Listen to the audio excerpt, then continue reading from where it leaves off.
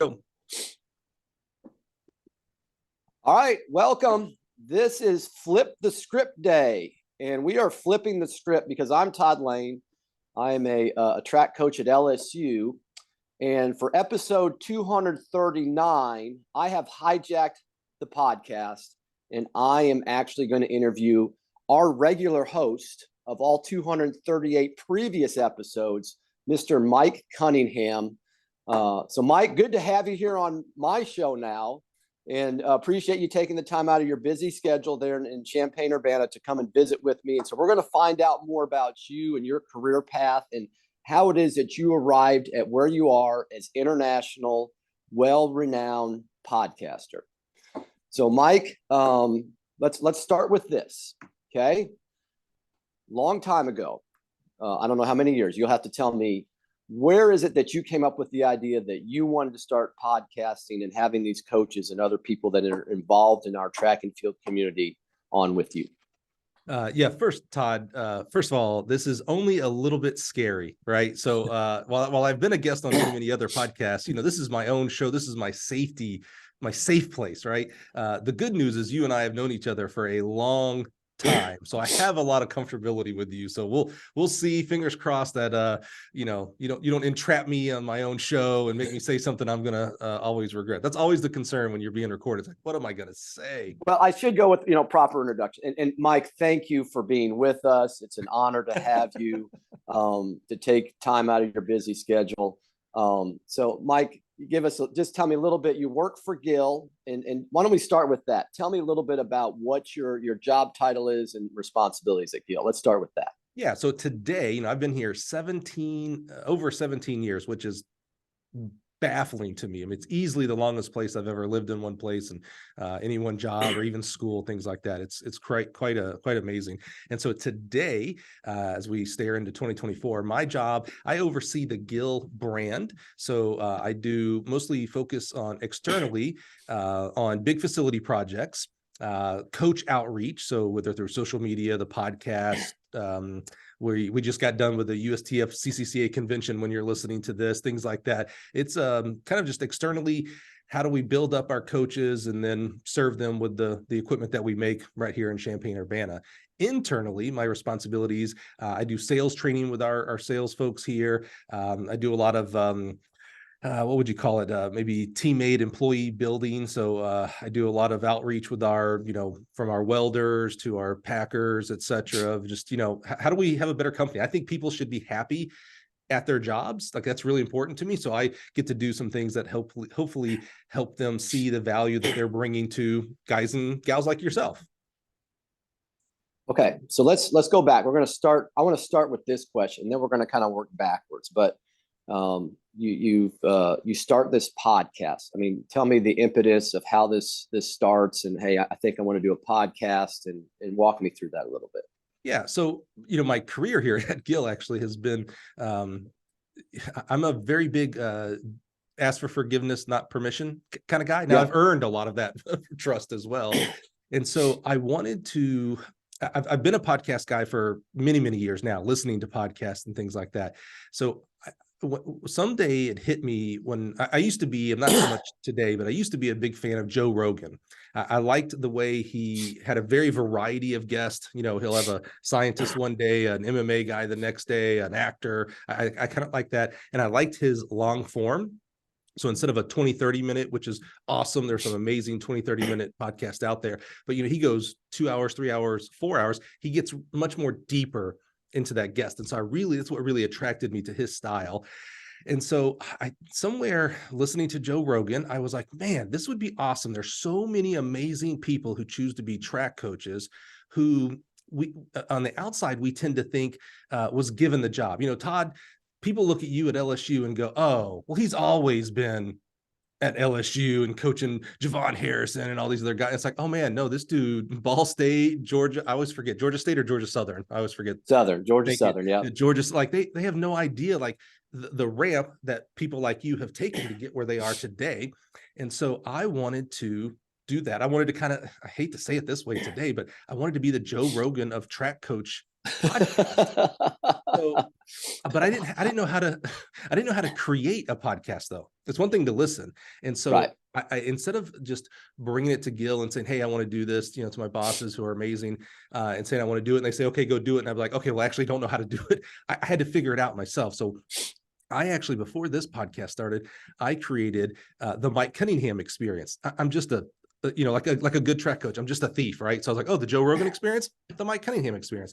And I have a variety of people in my life. So I kind of did the Joe Rogan thing. I had Justin Gatlin as our first guest, right? That was kind of easy. It's a track thing. I kind of know that. I had a chef who I went to high school with who specializes in nuisance animals, so like rockfish down in Alabama and feral pigs, things like that.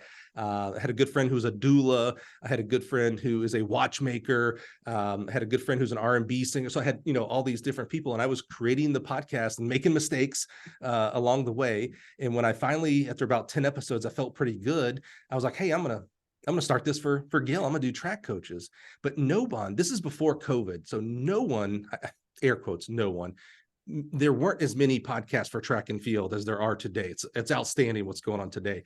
But before that, no one was going to a coach and saying, hey, can I sit down with you? Oh, and by the way, I want to sit down with you for like 2 hours and talk about your entire life, essentially. So I had the idea, wanted to do it, didn't know who I wanted to be the first guest. Who was I gonna, I'd have to step out and ask that person, and that person would have to trust me. I had no body of work, to do that. So I had to really trust. And so I was up in Washington, and I sit down with Evergreen State. No, I hate to say no one even knows Evergreen State, but no one has heard of Evergreen State. The Gooey Ducks, by the way, it's an amazing mascot. And the head coach there, he was really interested. He had been a 30-something-year-old NAIA national champion. And I was like, that's interesting. Like, how many national champions are 30, right? And so I asked him, I was like, hey, man, like, do you have an hour for me? I got this idea to do this podcast. Can we just go to your conference room? And I put my phone down. Thank God he said yes. I put my phone down in between us, and we talked about how he got into coaching, how he became a 30-something-year-old NAIA national champion. And it has been off to the races since then. So that was January. We published that January of 2020. So it's been January of 2020 all the way to today. Every week, a new coach. It's been amazing. It's really an unbelievable journey when I sit back going into year 5, season 5. It's kind of surreal a little bit. Well, and before we got on here, you were talking now the growth of it you've created. I mean, I'm sure for you, the technology upgrades and all of that have been significant as you've learned more. If I went back and listened to the first one, maybe the clarity wouldn't be as good, but now you're sitting in a podcast room that you've created there at the headquarters with your fancy microphone. And I see that you're looking into this monitor. So you truly are, I mean, probably Joe Rogan at this point in terms of technology and the setup that you have. You just need to get like Dwayne Rock Johnson on or something like that to, That's right. to go bigger. But tell me about that a little bit, how you kind of upgraded from a phone on a desk to where you are now. Yeah, that's exactly right. In fact, I now also teach a podcasting 101 class for a junior college here in Illinois. So like I've now taught, hundreds of regular Janes and Joes out there on how to start. And, my philosophy, and it's kind of my philosophy with everything really is, I stay in the dirt. I think about the clouds and I aim for the clouds, but I stay in the dirt. So when we first started, there wasn't, going to management and asking for $1,000 for equipment and all this stuff. It was, okay, I have a phone. They give me a phone. I'm so blessed for that. There's an app that I can press play and, or, press record, and it'll record. And when I hit publish, it will publish out to all the places, Apple, Spotify, etc. So get started with what you have. And, it was so bad. You're right. The audio quality, the first, 20 or so, it's just kind of like, oh man, but people listened, which is amazing. But even on that first one, I didn't, it's so silly. The app, when you use the app to record, you can only do, at least back then, an hour at a time.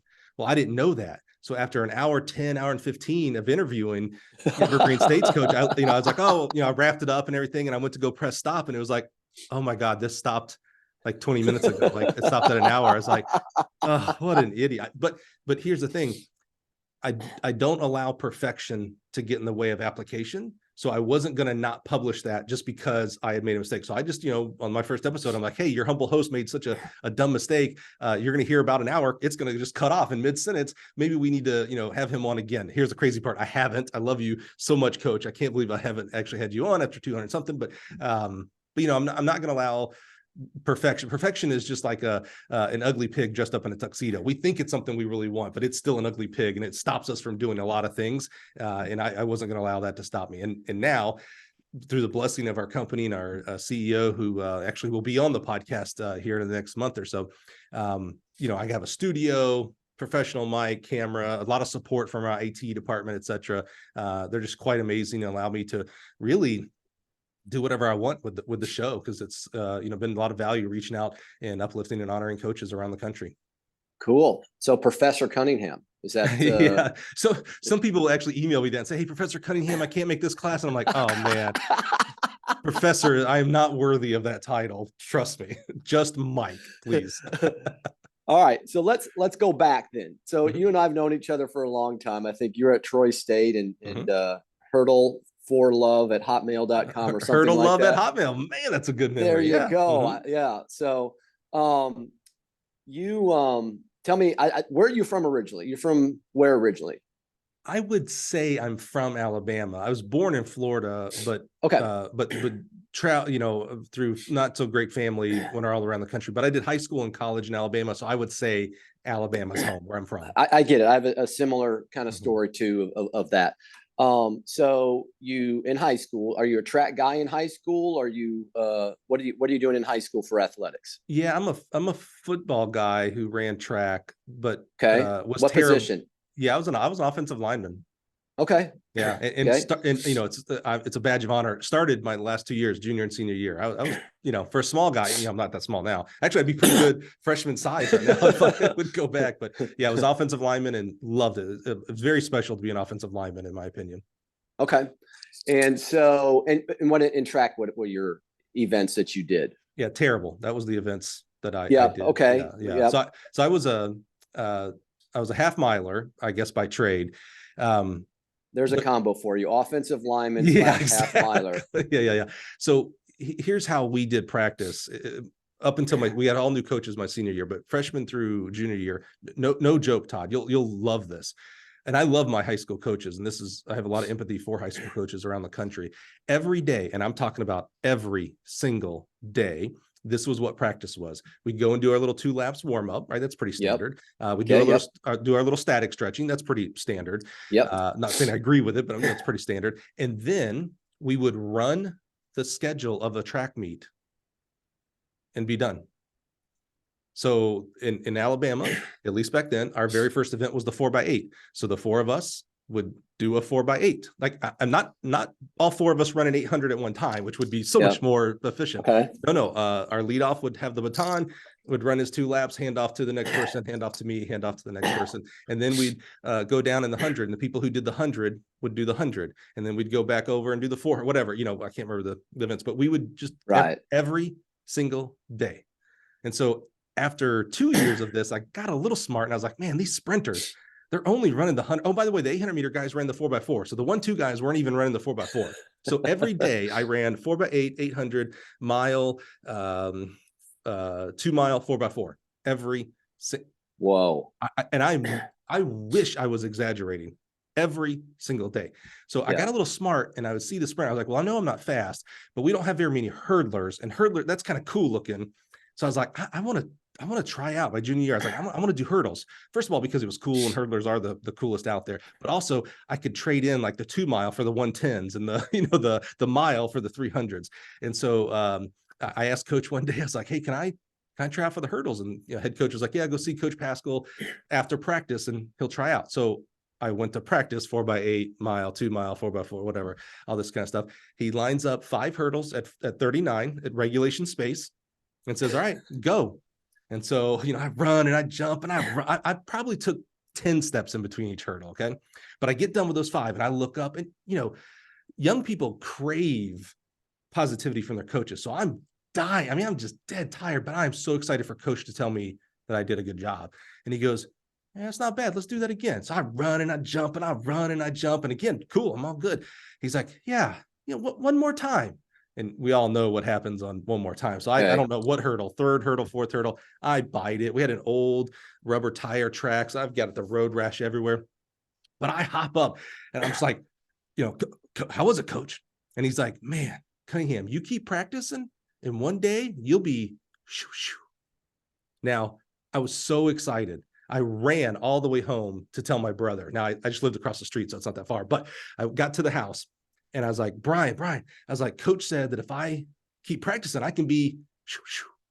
And my brother, who's the most realistic, down-to-earth guy, looks at me and goes, what the hell does that mean? And I was like, yeah, I don't know actually. And I coached hurdles at a pretty high level, and I still to this day don't really know what that meant. But yeah, I was atrocious. Let's just say that, because then all I did was every day I did the 110s and the 300s and called it a day. So yeah, I was terrible at track. Is the real answer? What positions I played. But you did it, and I think that just being part of a group, obviously, as you've expressed, and it's just so cool. And the thing that I'm not a big football fan, like as a sport, it is what it is. But I think the thing that's cool, and we've had football guys on our track team, but there's a certain team aspect of football that's really hard to replicate, because you have a job as an offensive lineman. And if you do your job well, then the running back has a chance to do his job well. And so I always think that's cool how there's 11 guys kind of pulling for each other. And again, the guys we've had that have come from football and join our team, they bring a little bit of swagger in that team part of it that's always kind of cool. Okay, so you have this illustrious football and track career in high school, and then it's time to go off to college. And we put 3 hats on the table. And what are the 3 hats that are on the table? And then which one did you pick? Yeah, no clue was one hat. I had no idea about. I don't know if I did not assume my parents had money for me to go to college, because we didn't have money. I lived in a trailer park, so I don't know what I expected of how I was going to go to college. There was the second hat was my junior year. A guy calls me out of the blue and says, have you ever heard of ROTC scholarships? Yep. Now, I had done JROTC one semester as a freshman and said this wasn't for me. So I told the guy, I was like, oh, I'm sorry, I don't do JROTC anymore. He goes, oh, no, you don't have to do ROTC in high school. And he sends me, back then everything was paper. He sent me this application. It's a stinking book. I end up, again, God's favor on my life. I end up winning an ROTC scholarship for the Air Force. And so still don't know how I'm going to go to school, because that scholarship paid for books and fees sophomore, junior, senior year, but you owed everything freshman year and all room and board all 4 years. So I still didn't have money for that. And then I get this packet from this school in Chicago no one's ever heard of, Illinois Institute of Technology. So like Georgia Tech, it's Illinois Tech. And they pay for everything. They say, hey, we have a program that if you have a scholarship for ROTC, we pay for all your room and board all freshman year. It's a full ride. Plus, we're going to pay you $300 a month or something like that as well. So that was the second hat, and there was no third hat, because it was like, oh wait, they're paying for everything. I guess I'm going to Chicago. So I go to stinking Chicago, man. I say stinking because it's cold. That's why. Well, and especially coming from Alabama, it's maybe a little culture change too. So you go to Illinois Tech. Get your degree from Illinois Tech? Nope. No. Okay. So for an RTC scholarship, at least for Air Force, you have to be an engineering major. And, I'm not that bright, folks. So I started computer engineering and computer science, and tried for the first time to really do academics, like, got a tutor and the whole 9, and still was getting C's. And so they had an out in your contract. If you started classes for your sophomore year and dropped out at any time. So if you started class on day 1 and you dropped out of school day 2, you owed everything. So your freshman year, you owed it all back. And so after freshman year, I had to make a decision. Okay, I don't think this is going to get any easier. So do I drop out, find something different, etc.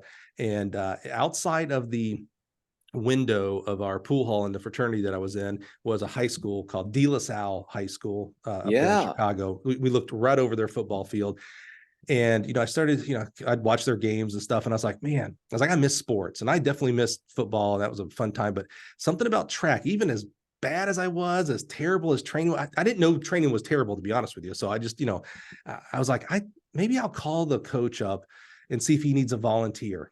Like maybe he just needs help, the track coach. So I called the track coach up and was like, hey, do you need someone for just, 2 days a week? I dropped out of school and started personal training at a gym in a hotel in downtown Chicago. So I was like, hey, I've got 2 days off a week. Do you need just someone to come by and just help? And he was like, well, actually I'm looking for a full-time assistant coach. And I was like, oh man, that's probably not me. And he's like, what events would you coach? And I was like, well, it's kind of more of a half miler, so probably distance. And he's like, oh, I coach the distance. And he's like, I'm really looking for a sprints hurdles coach. And I was like, yeah, I could coach that too. I was just like, sure. Fake it till you make it. Yeah, I figured it out. Yeah. And so I figured out a way to do the gym. I'd come in the morning, go to take the train downtown, or I'm sorry, down south to De La Salle, coach sprinters and hurdlers, go back to the gym, close it down for the night. Literally the 24/7 the rule there. And that's how I got into coaching, man. And what's crazy? He retired after that year. Okay. So I'm 19, maybe 20 years old, no degree, obviously, working at a gym in downtown. And I convinced De La Salle High School to make me the head coach the next year. Yeah. I still, sometimes people make dumb decisions that are good for me, but so I actually, to do it proper, I switched jobs at the hotel and started working security from 11 at night till 7 in the morning, so I could have more of my afternoon to be there at the school to be the head coach. Wow. Robel McMiller is the head coach there now, right. And I've been up there once or twice, and it's a famous high school because there's I think the Dailies have been to high school there or whatever. Robel does a great job, and just a great guy. And I still need to get him to take me sailing. He's got a sailboat, so I'm going to go out on Lake Michigan with him at some point. I know Robel well. He does an amazing job. He has it a lot easier than I did. He's got that indoor facility. Yeah, we did not have indoor facility. It was socks and jocks going outside, baby. It was cold. Well, here's the cool thing, and this is the thing I think that's always neat about coaches trying to get into the profession. And, I don't know if it's worse in track, if it's easier in other sports, but I hear about it with basketball coaches. You took a job to work the night shift, basically, which is not easy. If you've ever worked the night shift, I've done it, and it is, it'll make you insane. Never again. Yeah. Yeah. At 7 in the morning, you will never be more wide awake and more tired at the same time. That's a great way to describe it. But you did it because you wanted to get your foot in the door. And I always say this, you loved it. And it's the sacrifices I think that coaches make to have that opportunity and not get the big paycheck at the end of the day also. But you do it because you love it. Okay, so you do that. You probably win a couple state championships. You're probably going in the Hall of Fame. Where is it that you go and finish the degree? And then, because I know at some point, like I said, you were at Troy, and I think that's kind of when you and I bumped into each other. But tell me this, bridge that gap there for me. Yeah. So first of all, everybody needs to know that Todd is really good at sarcasm. Just always remember that when he talks about Hall of Fame and things like that. But I did have one kid that was pretty good, a hurdler of all things, right? And so he wasn't LSU good, but he certainly wasn't walk on. He was a Troy State kind of guy, to be real honest with. So I knew Troy from grew up where I went to high school, and Eufaula was about an hour away from Troy. So I introduced him to Bob Lambert, who's now passed away. Love Bob to death. Great guy. To be recruited. And so Willie White was being recruited by a bunch of different schools. And so one night, Bob is talking to me about Willie, asking about, his character and grades and things like that. And so I just happened to ask him, I was like, hey, coach, I'm 20, I think maybe I'm 20, 21 at this point. It's like, I'm 21. I'm the head high school coach of a Chicago school, not Eufaula, not in the middle of Alabama. It's a pretty big deal, I think. Is that where you're from? Well, Eufaula is where I went to high school. Yeah. Okay. Yeah, okay. Yeah. I know it. And so I said, if I do this for 10 years, let's say I'm 30 and I still don't have a degree, but would that be enough to maybe get a college job? And Bob, really wise, was a little wrong, I think, in this actual statement. Now looking back, he goes, you know what? He goes, maybe D3 and D2. He goes, but D1, you're definitely going to have a degree. Now, as we know now, that's probably actually a little bit backwards, to be real frank with you. But overall, you need a degree in today's world, which I don't necessarily agree with, but whatever. So he makes a mention. He goes, "Have you ever heard of undergraduate assistant coaches?" Now, I'd heard about graduate assistant GAs, right? I'd never heard of undergraduate coaches. So he tells me, he goes, "Yeah," he goes, "my sprints coach now is a football player whose eligibility has exhausted, and he coaches my sprinters for me."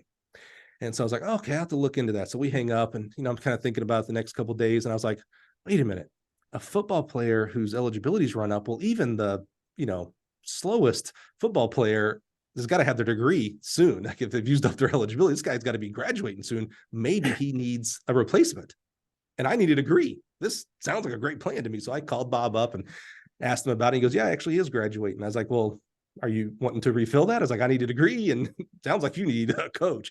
And through a very poor interpretation of the NCAA rule on undergraduate coaches, they, air quotes, hired me to be their sprints coach. So they paid for all my undergrad, room, board, the whole thing. And I helped out coaching sprints and hurdlers there. Now, the statute of limitation has run up here.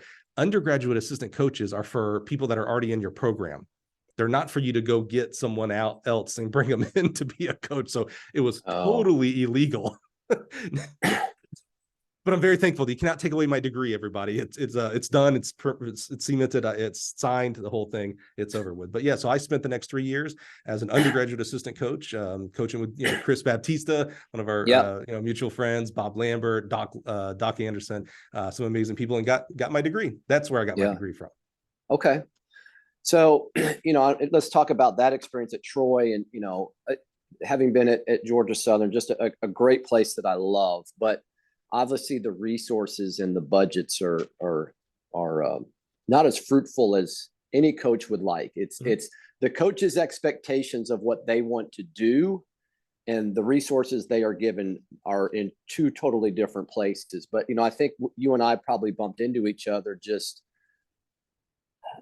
on the road at everywhere, whether it's the Georgia State meet in Albany or the Florida State meet in Gainesville or wherever. And both of us probably have driven in that morning 6 or 7 hours.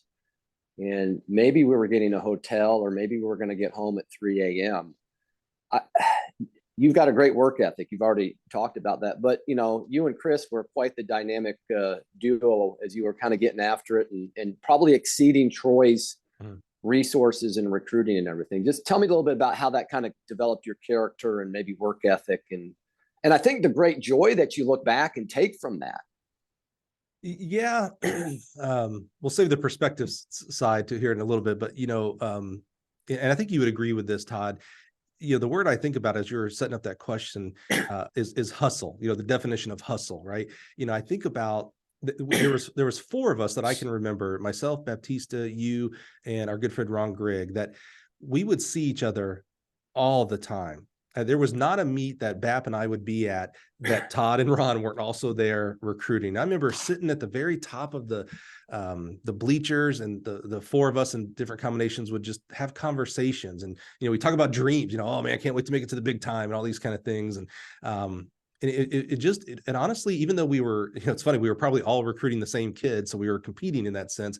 But I just remembered this sense of like, wow, man, like we're all similar age. We're all doing the same similar thing. We all have similar goals. Like it just became this like kind of unofficial fraternity for us that really emboldened us. When we'd see you sign somebody at Georgia State, I forget. Southern. Thank you. Go Eagles. Go Eagles. Okay, that'll help actually. Georgia Southern.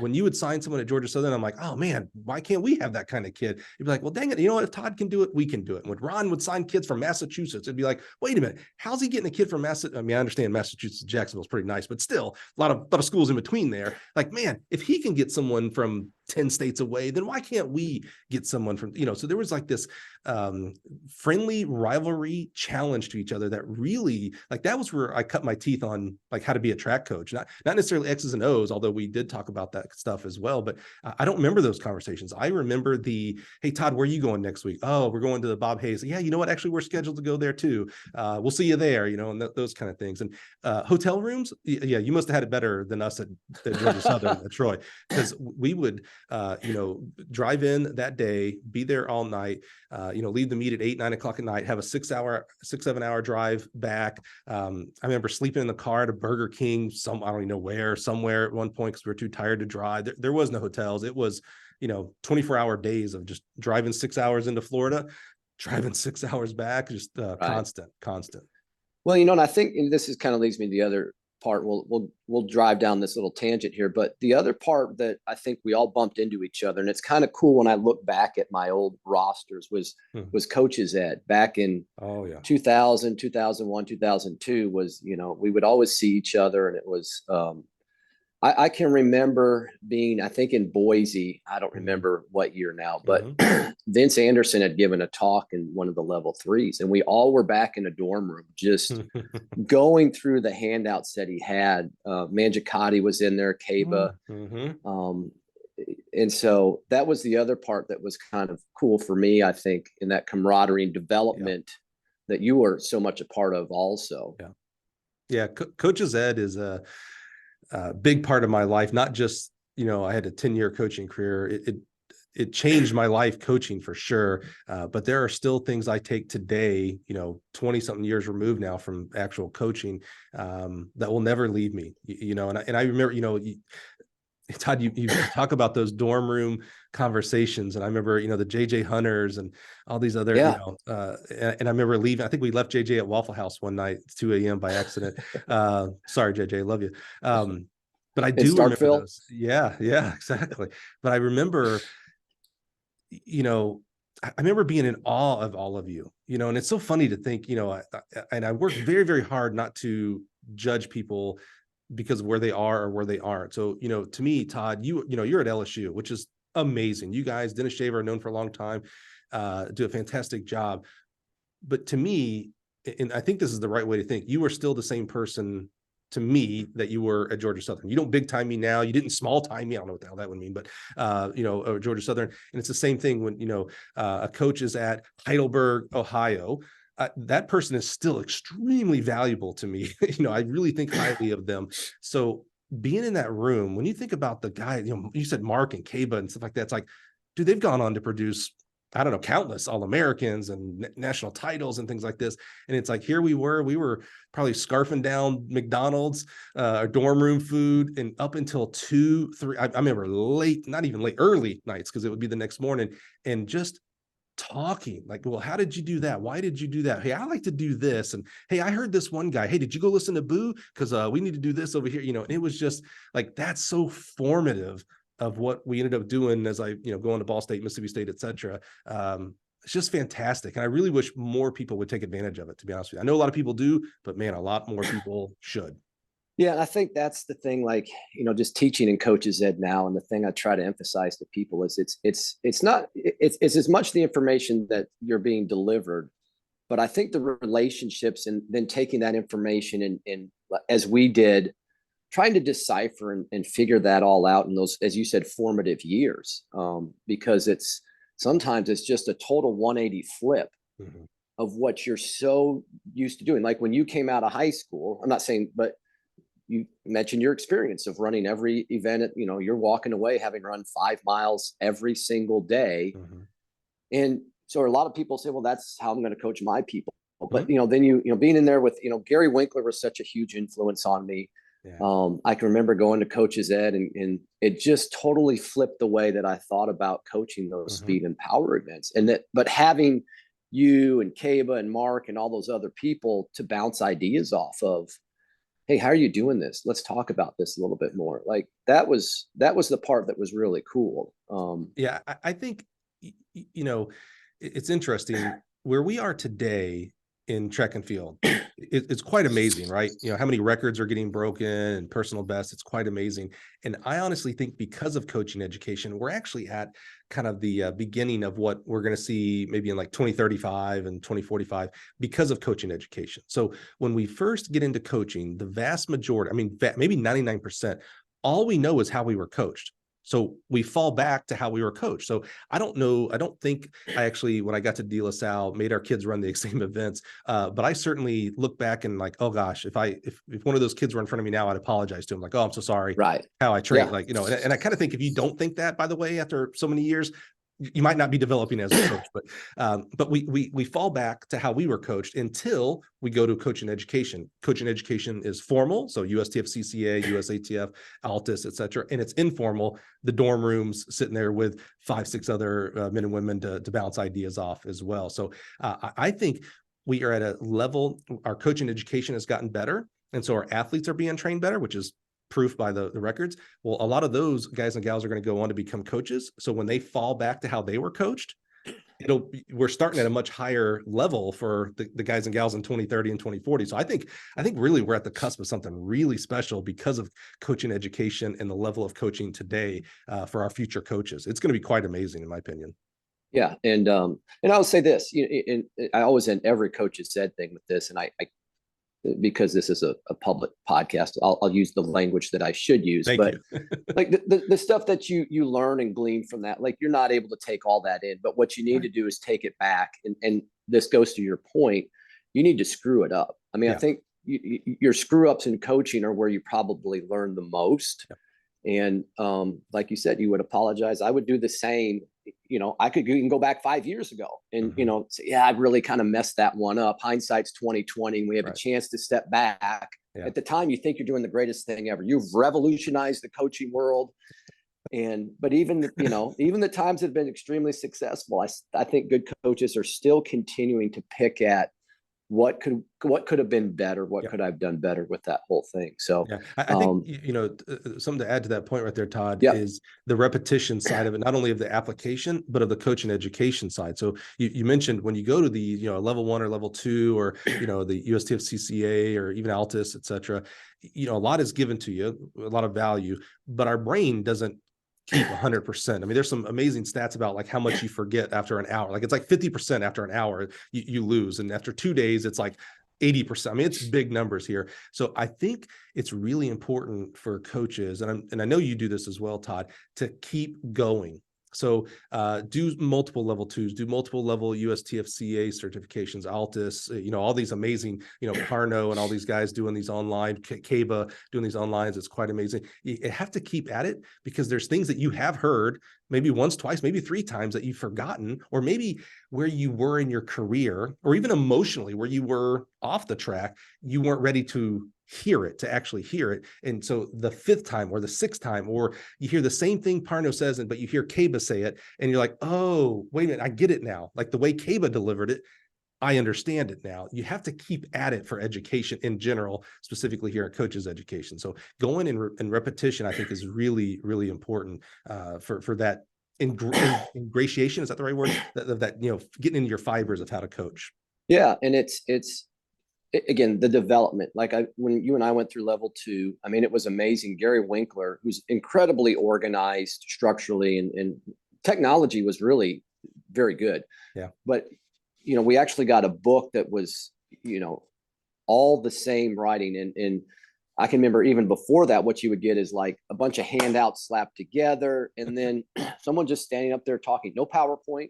Right. And I have just reams in my desk right now of all those things I've been through. And it's interesting when I look back, not as much now, but, maybe 15 years ago, and I'd be like, oh, I never understood that thing I've got written down here. But now I understand it 10 years later after having gone through all of this. And then I think, the development for me, at least in coaches ed, has been less of the large group seminars and more of the one-on-one stuff. That I'll have with people. There was a guy here that was visiting from Germany, a high jump coach, and I really appreciated the interaction and just that one-on-one and hearing things that he's doing or whatever. That's, I think the next step for the whole thing. Forgive me, this is your show today, Todd, but I can't help myself asking a question, but I'm curious about this. So my first level 2 was jumps with Boo, which literally changed my life, changed my coaching career, changed a lot of my athletes' lives as well. And then, next year was Dennis and Gary for sprints and hurdles, things like that. But after a while, I actually started teaching level 1s as well. And so I ended up teaching maybe like 30 to 40 level 1s. I noticed that when I started teaching the class, I also, I mean, I'm teaching level 1, so this is the basic, kind of stuff here, but I picked up things differently because I had to teach it. I wonder, because you do a lot of teaching as well, did you find that yourself when you actually had for to sure. figure out how to communicate it to other coaches, not just athletes, or to your own brain? You had to communicate it to other coaches. Did you see things differently when you did it that? Yeah, I think you're on the other side, but yes, I think you do, because you're having to explain it now in a way that makes sense. Like you Right. can't BS your way through it. Right. And so I think you learn how to become more concise, like you Mhm. should with your athletes, and better to explain. And then the thing I appreciate all the time are just questions, because they're always, here's where but sometimes the questions are out here, and then you got to kind of think. And so I think all of that's really good. And it's much like I said, you take the information you learn through coaches ed and you apply it at the track, and you figure out what are better ways to do this. I can remember learning about multi-throws and going back, and we're doing multi-throws. I don't know why, but that's just what, Coach Winkler said you do after, this. So we did it, and now I have a better understanding of it and how to teach it and all that. So, but, I just thought the relationships I developed, and you and I talked about beforehand, we started, but those have carried on now for years. And so I value the relationship I have with Kaba and Jim and Ottagam, just because of going through that whole experience. And it's great to me to have that sounding board to, Kaba will call me, or I'll call Kaba, and he'll ask me a question. I'm like, Kaba, you're way smarter than I am. I don't know why you're asking me, but I appreciate he's asking, because it makes me think. And, Kaba's a guy that he's constantly learning and willing to ask questions, even if he doesn't agree with the answer. And I think that's the pretty cool part. So, like I said, I a few years ago, I was going through some stuff and had those rosters from back in those days. And it was amazing to just go through the list of all the different coaches that, were part of that. And then the silliness that we won't talk about on the podcast that went on after class hours. It was all serious. I don't know what you're talking about. Exactly. Yes. So, okay. So you're at Troy, doing a great job. You're hurdlelove@hotmail.com. Where was it? Mississippi State next? Tell me, refresh my. At this point, I knew I wanted to be a coach. I don't know that I knew I wanted to be a coach when I was coaching at De La Salle. I think this was just a pit stop at that point of like, oh, I may go on to, be a personal trainer or something. I don't know. But when I got to Troy, and really because of Baptista, like he was really into it. And so he taught me a lot of hustle and work ethic. And I was like, yeah, I think this is what I want to be. So when I had to pick my major, because I knew I wanted to be a track coach, I think right or wrong, I kind of knew, or at least felt like I knew, that I didn't need a biomechanics or kinesiology or something like that degree. It would have been helpful looking back for sure, but it was more like, oh, I need a degree. Like that's kind of what I got from the Bob Lambert discussion, conversation. It was like, I need a degree. So I literally was like, okay, I'm here to coach. So I'll make up for not having one of those technical degrees by application. Like I'm coaching. I'm actually, I'm 20 years old and I'm a D1 coach and all this kind of things. Right. So I went down the roster of majors, and I was like, what is the easiest major I can do? So I can just get a degree and move on. And, I got to like physical education. I was like, ooh, PE teacher. That probably not hard. And then I saw you had to take biology, and I was like, okay, well, let's not do that one. And then I got to public relations, and I was like, oh, wait a minute, public relations, that sound, and if, you guys that know me now at, 47 years old, this is what I do. So it was perfect. So I chose a public relations degree, ended up getting my degree. And, as I'm going into my last year and I know I'm going to graduate, it's like, okay, well, what's next? I want to be a track coach. I am a track coach. What's my first paid job going to be? And again, somehow, and I'm so thankful, so blessed that this was the next step. I get the head coaching job at a little junior college, Neosho County Community College in That's right. Chanute, nowhere. God love you all in Chanute. I know there's one of you somewhere listening there in Kansas. And I become the head coach of a program that had 3 kids returning. Okay. And and a lot of times with some of these junior college jobs, you get the opportunity to also live on campus and do that. Did you have some of those responsibilities also? No, I probably had some dorm responsibility. I didn't live in a dorm. They actually had a little house. Well, actually that was second. So I found a little apartment top of a little old lady's house for like, I don't know, I probably paid $300 back then, which was awesome. Just little, my own little penthouse in Chanute, Kansas. Okay. So you do that for how many years? Just one. Okay. Yeah. So this is Hall of Fame? yeah, no, I did go. So we had 3 kids returning, and in the junior college world, at least again back then, things have changed a lot, I know, but it was all about what we used to call butts and beds. You have to have rosters. So I get the job in June, and we have 3 kids coming back in the fall. June, everybody knows where they're going to school, so there's no hope Right. here. But I literally the first day of the job, I just started. Remember the old Clell Wade? I don't know if we even still do this. The big book of every high school and every Yep. I opened that bad boy up to Kansas and said, well, I'm calling every coach in Kansas and saying, who do you got? And so I did that. Ended up getting the roster up to about 15 or 20. So, better, not great, and really spent that year recruiting. So I busted my tail recruiting. We had some good kids. One kid went to Kansas State, things like that. But I just scoured the country recruiting and really had no, I don't know, no shame. That might be the right word. So the big dogs back then was Barton, Lance Brahman, good friend. Yeah. For sure. Coach. And Lance is, he's winning nationals by 80 points. Yes. And people were really, I think at that time, like if you got second place, you won the national title. Like it was like, all right, Barton's going to win, but if I get second, I think that's who got a lot of Coach of the Year awards, was whoever got second, because they got tired of giving them to Lance and things like that. So a lot of people, if someone was being recruited by Barton, wouldn't recruit them because it's like, oh, well, you're going there, so I'll go find someone else. Well, I was dumb enough, naive enough to not think that. So I battled toe to toe with Lance on a lot of recruits, and we ended up signing what I still think today, Todd, you would be able to crack the whip on me and tell me that I'm wrong here. I think we signed the #1 recruiting class in the nation that year, regardless of division. So we got 3 kids from Jersey. One, Anthony Eklund, now is still coach. He's at Ole Miss doing an amazing job. So 3 hurdlers, all from Jersey, that went 13-3, 13-3, 13-4. We had a 300 hurdler from Texas, 36 point. The #2 pole vaulter in the nation from over in Indiana. The #1 600 meter runner from Philadelphia. Richard Barber, who was a 7-foot, 25-foot, 52-foot jumper from Topeka, transferred in from Hutchinson. I mean, we got, like, I was like, holy crap, like we might get second to Barton this year. That's how excited I was, right?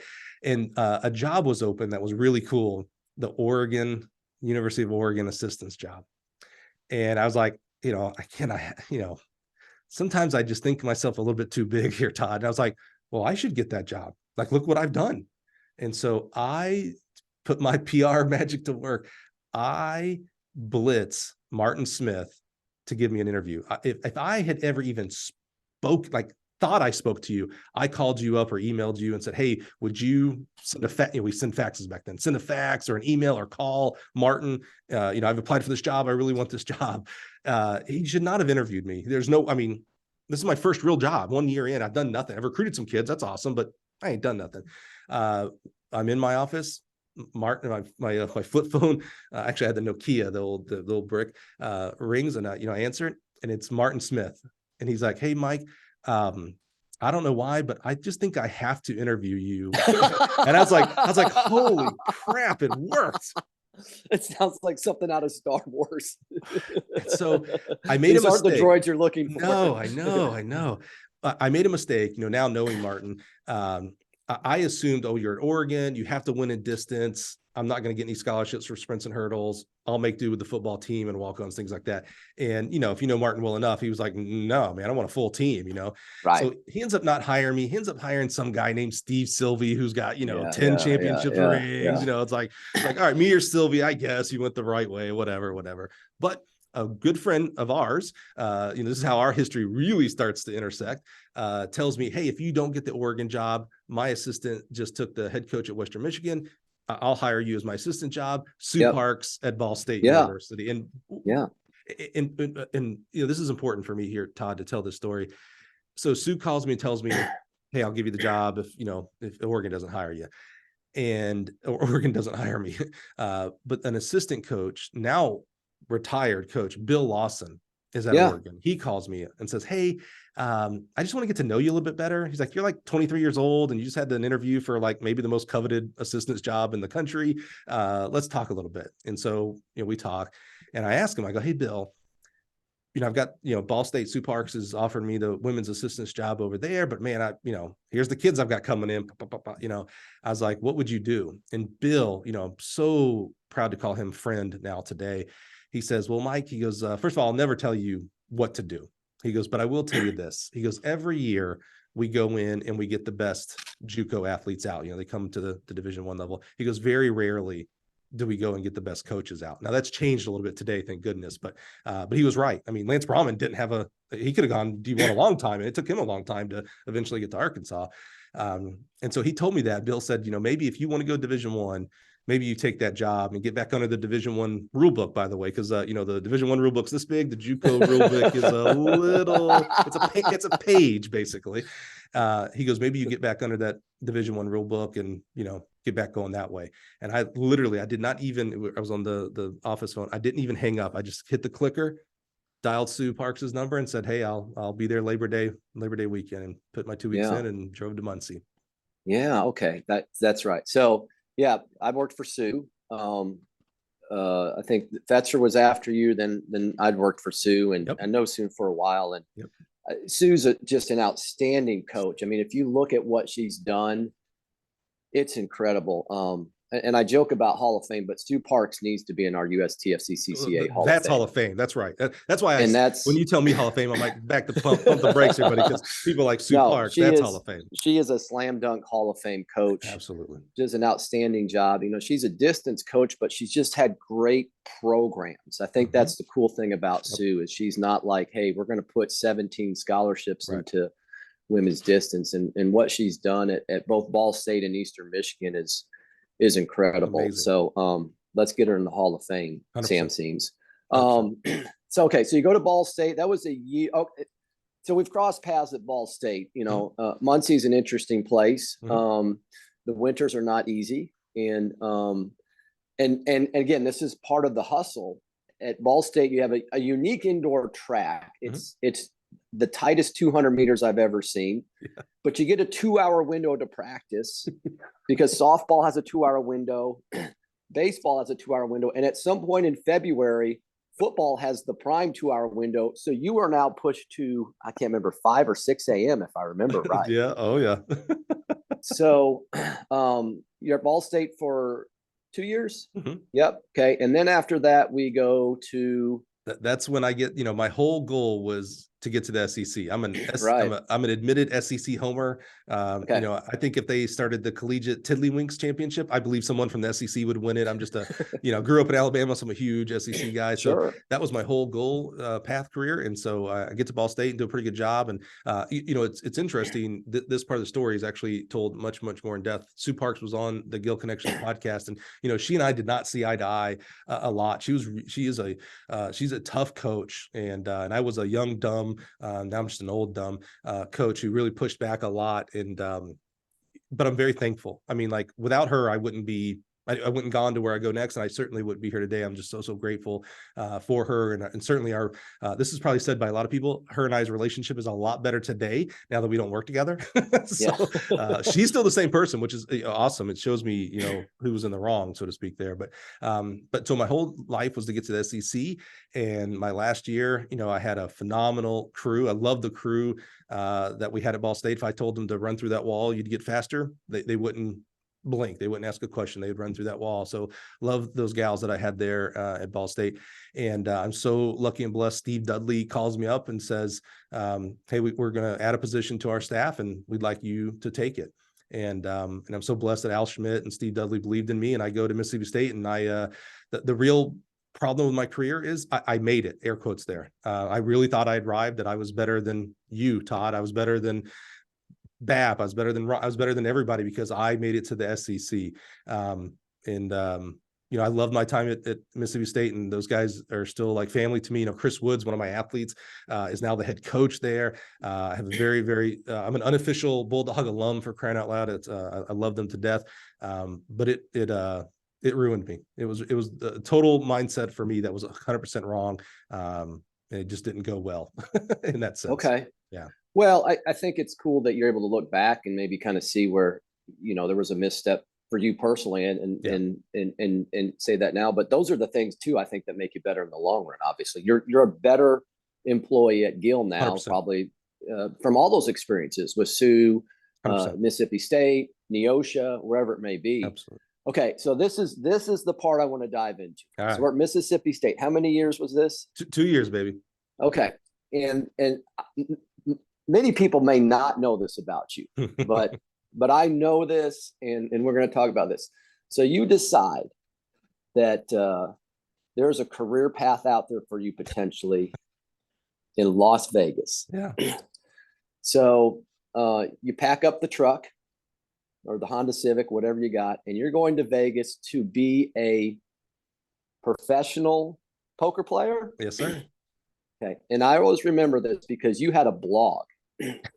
And I used to live for when you updated the blog because I was just totally fascinated. And I want you to talk about this because I am not a poker guy, but just fascinated by the things you would write in terms of going into a poker room and playing poker for 20 hours straight. And it fascinates me. Like I need sun in my life. I need to be outside, and you're just in a room for 20 hours, just locked in. So let's start with this. What prompts you to say, hey, I'm going to go to Vegas and try professional poker?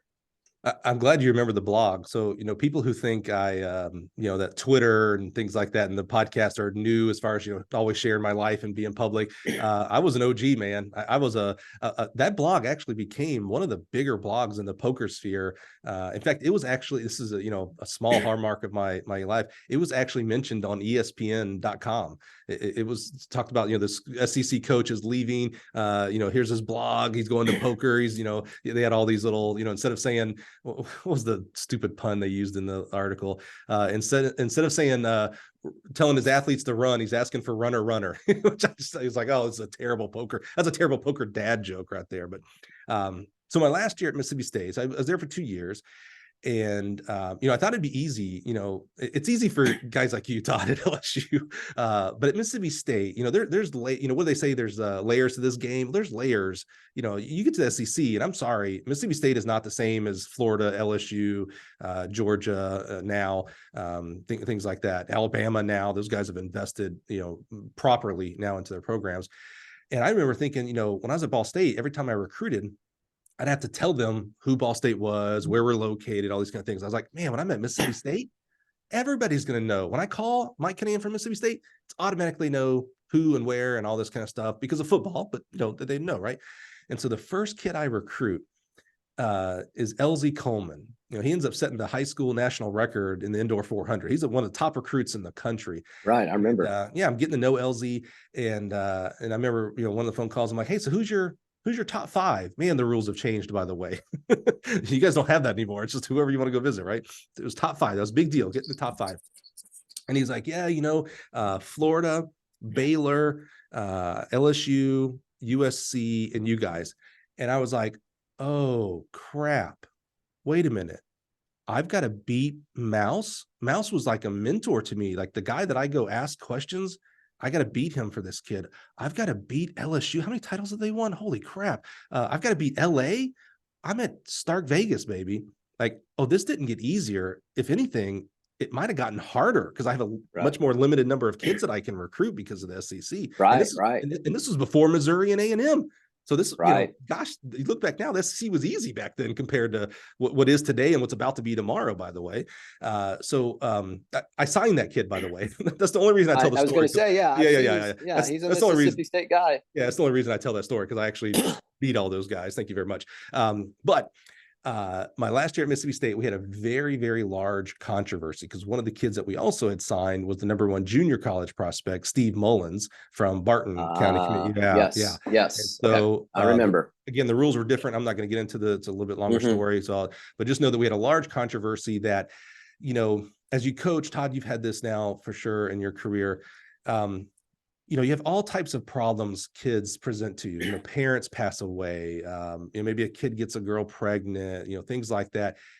And you're there for your kids in some form or fashion in all of these, major life circumstances. Well, here was an issue with one of my kids who it went to the courts. I was, as an assistant coach, I've got handcuffs on what I can do and what I can't do. I couldn't help the kid at all. And that really bothered me. It was kind of like, really, this is what you wanted SEC, Mike. It's a different level when you get to this level. There's other things that are going on besides what's happening at the track. Is this really what you want? And so that was my 10th year of coaching. This plays into the story as well. No marriage, no kids. I'm single, which was also part of it too. It's like, with my nomadic life, it just, there was no relationships to build there. And so I'd learned to play poker in Mississippi when I got there. So there used to be a very big poker culture in the casinos there. It's died down a little bit since the poker boom has died down, but I was playing cards every time that I wasn't recruiting or at a track meet. I was always playing cards, and I was getting a lot better. In fact, that last semester, I was making more money playing cards than I was what I made at Mississippi State. And I didn't make all that much money at Mississippi State, but still. And so, I that summer, I'd never been to Vegas, but all that stuff went down with Steve and our crew, Mullins and our crew. And I was like, you know what? Maybe I need to get as far away as possible from track and see if it brings me back in. Like, is this really my life? I'm about to turn 30. Am I supposed to be an SEC coach at 60? Like, is this really my life to be a track and field coach? And so I decided I had a Honda CRV. You mentioned what car? I had a Honda CRV. I packed that sucker as full as I could. I was living with, now your teammate, Houston Franks. He was, fellow assistant coach with me. Amazing guy. Love him to death. Also a Gill podcast alum. Left everything else at his house that I couldn't fit in my CRV. I go into Al Schmidt's office. This is how well Al Schmidt knew me. That's why I love this man. I walk into his office, and I don't even sit down. I remember I had my resignation letter, but it was like in my back pocket. So he didn't even see that. And he looks at me and goes, "You're going to Vegas." And I was like, holy crap. Like, I told nobody. I was like, I was like, yeah. I was like, how did you know that? And so, we talked about it, and God bless him. Al was like, hey man, if you need to go now, like, don't worry about 2 weeks. And I was smart enough to go, nah, man, I might need another paycheck. I'll do my 2 weeks, bro. It's all good. It's all good. So I start Vegas to Las Vegas. I make the drive, and I play professional poker. Okay, so you get to Vegas. You got a place lined up to live, or you just? Yeah, there was a website back then called roommates.com. I'm not sure if it's still around, but I ended up renting a room. This lady she worked at the art gallery at the Wynn, and her and her husband owned 2 houses. This is back when you used to do like reverse mortgages or something like that, just pay the interest because house prices were going nuts. And so they owned a house that they just rented out rooms. So there was like a 5-bedroom house. I rented one of those rooms. It was like it was my own house because I worked at night and everybody else worked during the day. So I slept when they were at work, and we hardly ever. I don't even remember those roommates because I just never saw them. And so I drove to that house and put my stuff in the car, and literally as soon as all my stuff was in the car, I could not wait. I went to the local casino.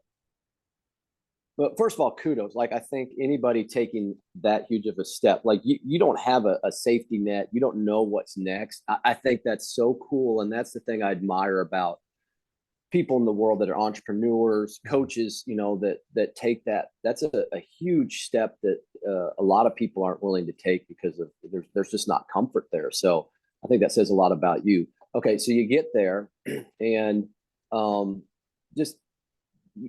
you go to a casino and say, hey, I want to play in a poker room or whatever. I don't even know how that works. So explain that to me. Yeah. So first of all, I don't want to minimize it. It was a huge risk that I took. But it was all by myself. So I wasn't beholden to a wife. I would never do that to, my now wife, Amy. No children. I would never do that to my kids now. So I knew if I just went flat broke, okay, well, it's just me that I'm affecting. But I also knew that I knew enough people, and that I was a good enough coach. I wasn't a great coach, but I was a good enough coach that if I just went broke, I could find a coaching job somewhere. It might not have been the job that I wanted or whatever, but I knew I'd be able to go somewhere, maybe back to Chanute, head coach in the Osho. I don't know, but I'd be able to go somewhere. So yeah, when you're a professional poker player, you're a solopreneur. You show up at whatever casino you want to play at. My home casino, the place I played the majority of the time, was the Wynn. And so you show up, and they've got a whole bunch of different games. You tell them what game. You're just like any other tourist in the sense of you got to put yourself on the list. You sit down, and because they see you every day, they the dealers and floor supervisor stuff start knowing who you are. But and other professionals, people who play a lot, know who you are. But, me and you sit next to each other, Todd, you have no idea that this is what I do for a living, or if I'm some accountant from Sheboygan or something, but yeah, every day, that's what I would do. Biggest pot you ever won? Oh man. Yeah, it's probably, I used to say it was 10,000, but it's actually 10,000 I put in. So it was probably a $20,000-$30,000 pot. I got up to playing, I went out playing, low stakes, $1, $2 blind. So, you buy in for $300 to $500. And by the time I left, I was playing in games where we'd sit down with 20 to 30,000 in front of us. But I remember specifically this one big pot, because I remember I threw in two $5,000 chips. And I remember when I threw it in, and you have to divorce yourself of this as a professional gambler, professional poker player. It's not dollars that you're playing with, it's points. And you're just hoping that at the end of the day, it's kind of, maybe this is the sports background from me. I'm kind of processing this in real time, that it's just points. I come with a set amount of points, and I need to leave with more points. And just as important when you're a professional poker player, if you are going to leave with less points, you have to minimize that. So if I have 10,000 in front of me, it's a lot better to leave with 9,000 than it is 5,000. So minimizing your losses is big too. But I remember throwing in two $5,000 chips, and my brain immediately went to like, wow, $10,000. Like, dude, you could buy a car with that. Like, what are you doing? And I had to quickly snap, nope, that's not a car. That's just 10,000 points that hopefully is going to bring some friends back with it when it goes out there. So yeah, big pots were unfortunately won and lost. Okay. So, and I'm going to ask you what the biggest loss you had in just a second, but not yet. As coaches, we're uber competitive people. And so you just mentioned, I would assume as you're out there, you're having to really bring back the competitive nature of, you know what, I've got a 3% chance of winning, and damn it, I'm going for it. How do you mentioned that, but how did you make that transition to throttle back to kind of say, what's the cost benefit analysis here? Because again, as coaches, like I said, we're going for it. That's the risk takers in it. Yeah, not very well. In fact, that was one of probably two reasons of my downfall of why I'm not maybe still a professional poker player. I told you, my whole goal in coaching was to get to the SEC, right? I felt like if you wanted to be the best, you had to compete against the best. And that works maybe in the professional life. And, but in poker, you don't get more points by playing against better people. you get less points. So I remember sitting when I first got to the Win, sitting in the low pits, there was a high stage area of games, and that's where all the big games were played. And I remember I'd get distracted in my game because I'd just be looking up there like, man, what do I got to do? Like, those are the better guys. I want to go beat them. And there was this guy named Huck Seed. He was the 1994 World Series of Poker champion. He's 6'7", so he stands out. And I remember he kind of walked over to the rail and was on his phone or something. And I was like, man, that dude won the world. Like, that's the Super Bowl. He won the World Series of Poker. I was like, I want to play in that game that he's in. Fast forward, I play in that game that he's in, and he and I actually become friends because he's a track fan. He's like, he becomes, when Yvonne Wade was the head coach at UNLV, he becomes friends with her because she allows him to do laps and stuff on her track and donates to their program. I'm at the West Region in Sacramento State a few years ago, like 8 years ago, 8 years ago. And I'm walking and I'm like, I was like, Huck, what are you doing here? He's like, oh yeah, man, I'm a track fan. I just came for the meet. And I was like, like how these worlds intercollide, but it's quite amazing. But yeah, I kept playing higher and higher. My favorite game that I played in was a 25-50 pot limit mixed games. Well, man, you got to be good to be in a mixed game. We're playing all different games. So you can't just be good at Hold'em. You got to be good at like 7, 8, 9 games, right? And we're playing $25, $50 blind pot limit, which means, the average pot before you get to the flop is like $2,000 a minimum. And that's not good. That's not good in poker. I lost a lot of money because those guys and gals were way better than I am. If I would have just have been able to check my ego, which I was not able to do back then, if I've been able to check my ego and go back down to the 1-3, the 2-5, heck, even the 5-10 games, a little bit much smaller games, I would have made a lot more money. I made a lot more money when I was going through those ranks, but I just couldn't help. I wanted to be the best. So I had to beat the best, and that don't work in poker. Yeah. Okay, so take me through this then, because coaching is very much an emotional roller coaster ride. Like, there's meets I leave and I just feel like I'm the worst coach ever, and there's meets I leave where I think I'm the best coach ever, and it's just this ride. I've got to imagine in poker, and especially when you're in a room for 20 hours, the emotions probably are amplified even more. You're tired, you're stale from being in the dark. Like, what's that emotional roller coaster ride like between, hey, I just did really well today, to, man, I may have to go take out a loan, like, take me through that part of it. Yes, it is. And if you're going to be someone who does that type of career as a career, 5, 10, 15 years, you have to, it might be the number one skill of a poker player. That's beyond what you think of as math and reading people and things like that. Emotional control, might be the number one skill. It really is. It's so hard. And I did not do a very good job of this okay, I lost X amount today.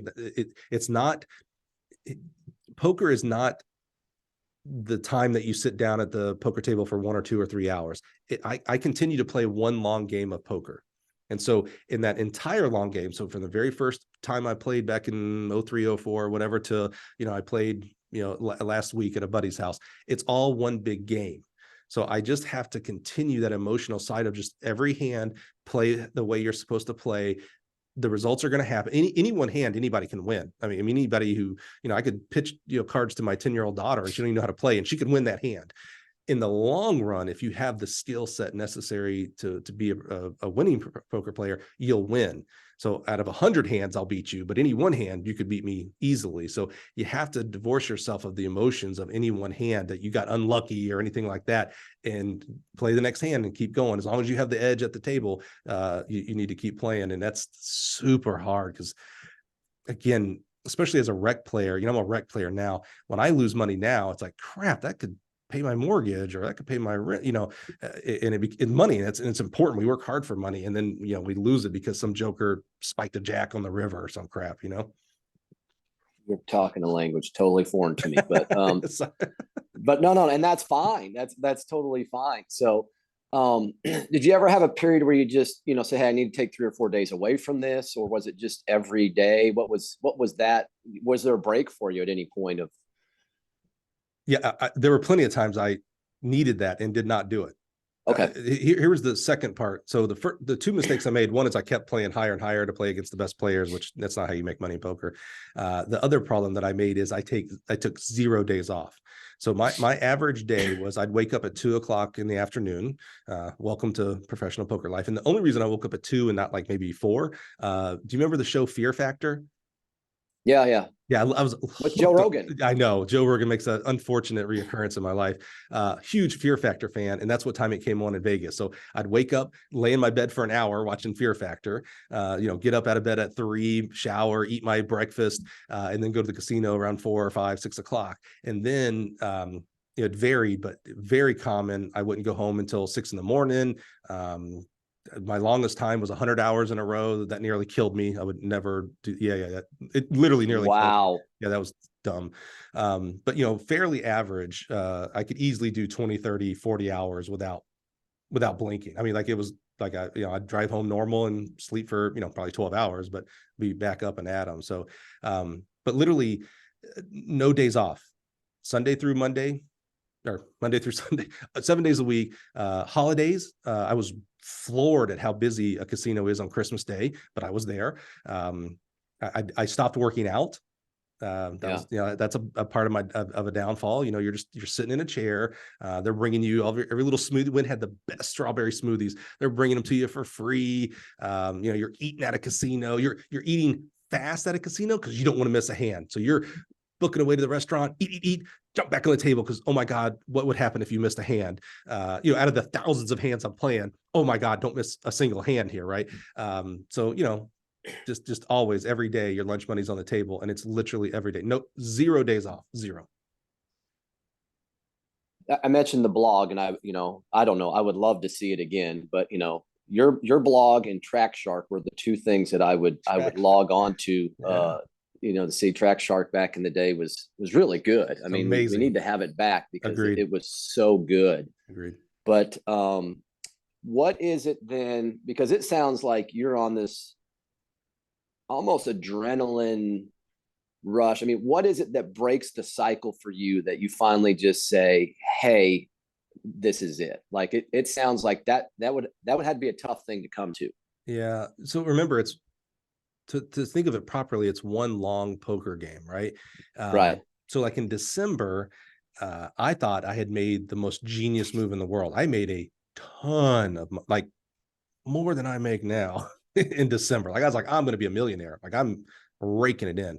By March, the IRS ignore any of these comments that you hear from Mike right now. It's funny you said that. My favorite thing on Facebook is the memories section. It shows you what you posted, that same day, years back. Just the other day, I had posted on Facebook years ago, 8 years, 9 years ago. I had gotten I must still have it, I guess, my IRS form that, you list your occupation on there. And mine says PROF, there's that professor, PRF, poker player. And so I snapped it and said, hey, just in case y'all ever think I'm joking, this was my IRS form, my tax form. I was a professional poker. That's all I did for my income. So so December, I thought I was going to be a millionaire. By March, I couldn't win a hand. I mean, I'm talking about I would have, going into the last card an 80, 90, 95% chance of winning. Like I should win 9 out of 10 times type of stuff. And I was losing 9 out of 10. I mean, it was maddening to me. And so my bankroll, you're all cash, no bank accounts. You literally have your whole life in a wad of $100 bills. It was just dwindling. And what I was amazed at, what I learned about professional poker is it's a very big borrowing society. Like I would see, as I got to the bigger levels, I would see guys lend other people thousands of dollars just on the finger. Like I saw a guy, I knew they barely knew each other. They knew each other, but they didn't know each other. Guy gets felt, he goes down to zero and he's like, hey, can I get 10 grand? And a guy pulls out two $5,000 chips, throws it to him and says, all right, you're on the clock, meaning, interest is running. But I was like, holy crap, that dude's in for that dude for 10 grand. And I I knew enough that I never wanted to lend money nor be lent money in that world at all financially. And so when March was, not doing so well, and April, didn't pick back up tremendously, it was like, you know what, maybe it's time to go back to the real world. No matter how big or small, maybe it's good to get a guaranteed paycheck every 2 weeks. And so I started looking to get back into coaching. Okay. So a hard decision to come to, I'm sure. What's next then? Yeah. So I wanted to get, all I knew was coaching. So I wanted to get back into coaching, but I was absolutely spoiled. We talked earlier about the resources of a Troy University versus an LSU or Mississippi State, even, from those two comparisons. I was absolutely spoiled. At Ball State, I'm sure it got better when you got there after me, but we bought one pair of shoes every year. So one year they got trainers, one year they got spikes. At Mississippi State, gosh, we must have had 10 pairs of shoes for each kid. I remember seeing, we had Trey Hardy there. I remember seeing his locker and I'm like, he's got like multiples of each shoe for each event. Like it was just like we didn't want for anything. And so when I'm looking at jobs, I was like, again, my ego, I was like, I don't think I could go back to a Troy University. I think I have to go to the Power 5 or BCS or whatever we called it back then. And, there just weren't a lot of jobs. I remember, it's so funny, Todd, you'll laugh at this. So Kansas is hiring for a head coach. Now, my ego is in check enough that I don't think I'm worthy of the head job at Kansas, but I send in my resume and I say, hey, when you hire your head coach, please give him or her my resume. I think I could be the assistant job. I get a letter back from Kansas saying, hey, we have rejected your application for the head coaching job. I was like, oh no, God, no, I did not apply for that. I told Staley that one day and I was like, man, Staley, I guess I was coming for your job and I didn't even know it. So I'm applying for jobs. I probably reached out to you, Todd. I know I reached out to like a Boo, reached out to a former teammate here at Gill, because, we talked to a lot of coaches. And there just wasn't a job that I was willing to take, or those jobs weren't willing to take me. And my now former teammate here at Gill said, well, hey, we're hiring. And I was like, well, I need a job. And so, we talked about the parameters and I interviewed and it was like, wait a minute, you're going to pay me more than I ever made coaching. It's much more of a 8 to 5. I get to go home like every day at 5, I don't have to make recruiting calls. And I still get to go to the NCAA Division I championships, the Olympic trial. Why did it take me this long to find this job? And luckily, they hired me and, met my wife, 2 kids. It's the best decision I've ever made. Yeah, you mentioned, just the resources. I can remember being at Ball State and we couldn't order new hurdles. So I ordered new weights, and I can remember being in the storage room with my drill and having gone to the hardware store to buy some things to kind of fab it all together. Yep. To make it work. Yep. It's again, I think as track coaches, there's a lot that we do that maybe other sports aren't required to do sometimes. And it's not right. No. It's funny, I'm on this side. I know I'm a manufacturer, so of course I'm biased when I say these things, but looking back at my career in the different places, and even more so talking to quote unquote every coach in this country from middle school up to the professional coaches, it's absolutely not right. I understand priorities, so I understand the football side of things, but that doesn't mean a program that affects 50 to 150 kids gets treated like a pauper is correct. That's incorrect. There are many tennis programs that are better supported than our track and field programs. And I'm talking about not only, of course I'm talking about equipment budgets, but also how much you get paid. It's criminal what we do to track and field coaches in this country. Criminal what we do. Yeah, I can't disagree. And, it's the old saying is, and I use this quite frequently, is fair is not equal and equal is not fair. So it's why I admire track coaches, why I admire high school track coaches, because not only are you teaching from 8 to 3, then you're going to practice and or meets, and you're getting home at 10, 11 o'clock at night and being asked to turn around and do that again. And the other part is you're being asked to, this is, I think you alluded to this, is, hey, we need you to coach 90 kids and you're going to do it with 2 other people to help you these, whatever, 18 events that we have in track and field. So a lot of times when I, talk to recruits, they say, well, my jumps coach isn't very good. They don't know what they're doing. I say, I get that, but they love you, which is the most important thing. But they're being asked to do something that no other coach is, which is be a master of 7 different things at practice. Yep. I would assume most high school football programs probably have somebody that coaches the offensive line. There's multiple coaches out there, and I think high school track coaches. That's why I admire the heck out of what they do. And your story is very similar. I can remember being in high school at our track program, and our hurdles were the old wooden ones. And so there's no way in the world that I would want to ever hurdle, because if you hit one of those things, you may not live. The high jump crossbar was the old metal triangle one. So when we all walked over to the play with it, you went, oh, my back. Oh, my God. Yeah. Whoever thought that was a good idea? I want to find that person. That person, I hope you're in hell. You made a triangle metal crossbar that people come on top of. Get out of here. Okay. So you're at Gill, and, it seems to me like you've kind of worked yourself into a spot now where, you're a lead spokesperson for the company in a lot of ways. And I see it meets building relationships, which is you're very good at in doing those kinds of things. So let's change gears a little bit. So I noticed on Twitter this morning, you always post a picture of yourself in the gym. Okay. So what was the workout this morning? So right now I like to change something up every month, the workout. So right now I'm having an absolutely terrible time. I can't even say I'm having a terrible time losing weight, because I am gaining weight. I started working out 3 months ago, roughly, and I weighed 230. And that was with no working out. So, sitting on the couch, playing Fortnite, things like that. Right. And I was like, I need to get healthy. And so made a commitment, and I go to the gym, a minimum of 2, and a lot of times 3, sometimes more, to the gym. And now I'm 264. And trust me, it ain't all muscle mass. Okay, I've gotten stronger, but I ain't no Schwarzenegger here. And so right now I'm doing pretty light volume on weights. When I was doing a lot of 3 sets of 10 type stuff, but the volume of movement was really hurting my jaw. I'm just old man now, Todd. My elbows were hurting a lot, shoulder. So I think it was the volume. So I've dropped down to where I'm doing 2 sets of 3, and obviously a lot more weight. It's a tough 3. So I was doing that. And then now, because I need to do more cardio, I'm doing 1 set of 3 on all the machines. That way I'm hitting every every piece of muscle. I am still vain, so I still do 3 sets of 5 bicep and tricep curls because I'd like to, I don't need to do them for the girls They anymore. look good. I was Thank you. admiring them. Yeah. Yeah. It's This a good thing tricep's the a little shirt- better than this one.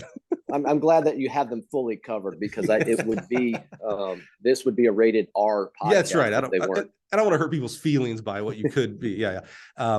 And then I have Achilles issues. So today was after I did the weights, I go in and do some stretching, and then I went to the recumbent bike because the elliptical has been hurting my Achilles a little bit. So okay, so you and Aaron Rodgers are both battling similar types of things. Yeah, but he's got way, there's no way he's not doing stem cell stuff, and yeah, it's quite unbelievable what he's done. This is amazing. We'll see.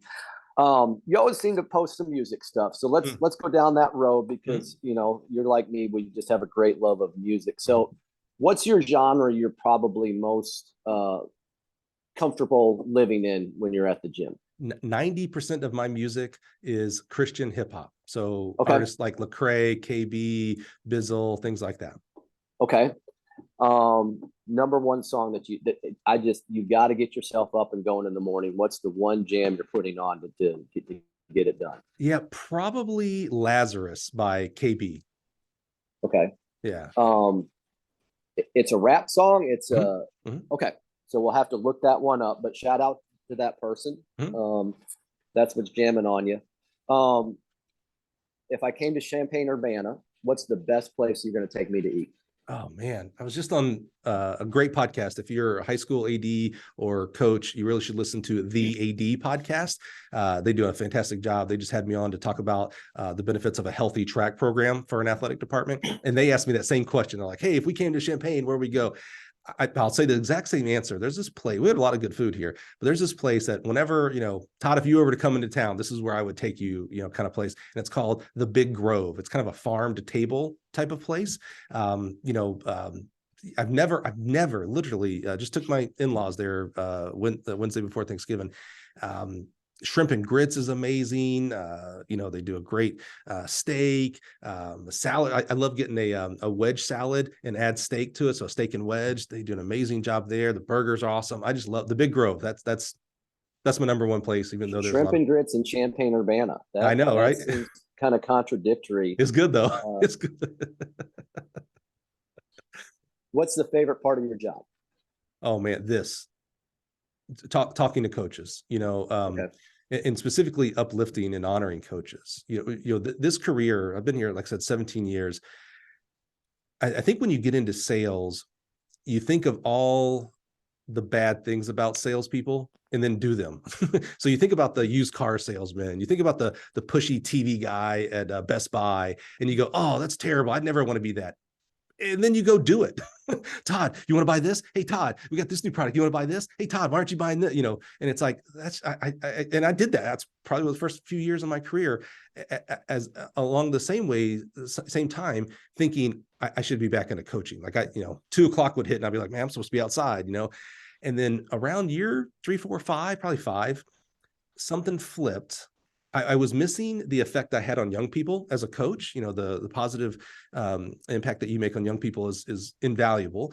And so I was missing that. I wasn't going to get back into coaching. I was very well into my career here and the people I work with, and I met Amy and my wife and things like that. And something hit me. I don't know how, but it flipped. And I realized that if I affect you, Todd, positively, that's going to help you go affect your 10, 20, 30, however many kids you have. Now multiply that, all the coaches that I get to work with and serve.